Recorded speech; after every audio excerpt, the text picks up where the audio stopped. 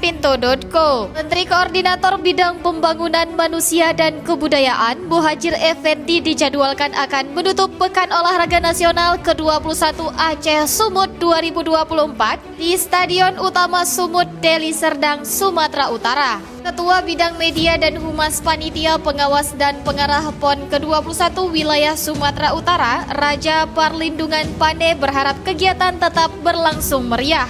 Raja menyampaikan bahwa penutupan PON ke-21 nanti akan diisi dengan berbagai pertunjukan seni budaya Sumatera Utara dan Aceh dalam musik etnik dan tarian akan menghibur ribuan penonton. KPMK akan memberikan penghargaan bagi atlet dan kontingen terbaik. Hadiran Menko PMK diharapkan semangat kebersamaan dan sportivitas yang telah tumbuh selama PON ke-21 tetap hidup dan menginspirasi generasi muda untuk terus berprestasi di kancah olahraga nasional maupun internasional. Sementara itu, bagi masyarakat yang ingin menyaksikan acara penutupan, panitia menyediakan tiket gratis yang bisa didapatkan secara online maupun offline. PON 21 telah menjadi bukti bahwa Indonesia tidak hanya besar secara wilayah, tetapi juga kuat dalam persatuan. Melalui olahraga, seluruh anak bangsa menyatu dalam ikatan yang melampaui perbedaan suku, budaya, dan bahasa, menegaskan bahwa di bawah merah putih Indonesia adalah satu.